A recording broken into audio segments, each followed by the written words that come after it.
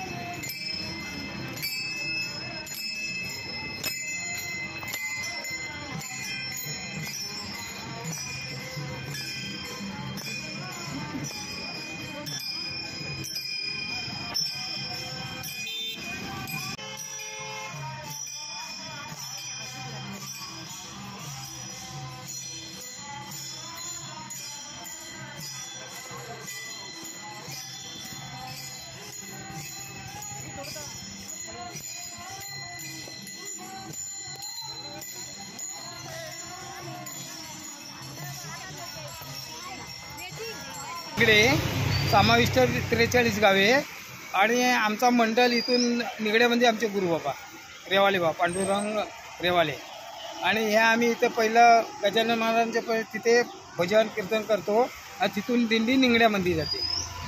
अशी दिंडी आज गजानन महाराजांचा उत्सव आहे ना, इथून निगड्यातून इथे आलो, इथून आता निगड्यात आमचा कार्यक्रम होईल।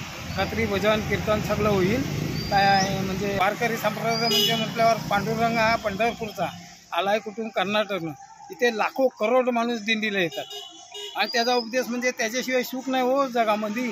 तो आहे तो सगळा आहे, तो काय इथे पण ठेवाल तिथे पण ठेवेल, कुठे लोलवेल त्याचा पत्ता नाही, तेव्हा त्याचीच वारी करायची असं आमचं मत आहे। आणि मी पहिल्यापासून 10-12 वाऱ्या केल्या आणि आता 12-13 वर्ष मी वारीमध्ये आहे। दिंडी दापोली तालुक्यात काही मोजक्याच ठिकाणी थांबून प्रवचन व त्या ठिकाणी महाप्रसाद होणार आहे। पुणे निगडी येथील गोविंदधाम मंदिरातील ज्येष्ठ ब्रह्मचारी कृष्ण कृपामूर्ती गोपती प्रभूजी यांचे प्रवचन दिनांक 8 फेब्रुवारी रोजी गावतळ येथे होणार आहे आणि प्रवचन झाल्यावर एकादशीचा महाप्रसाद होणार आहे, अशी माहिती आयोजक अशोक चव्हाण यांनी दिली आहे। ज्योती पिवलकर, दापोली वार्ता।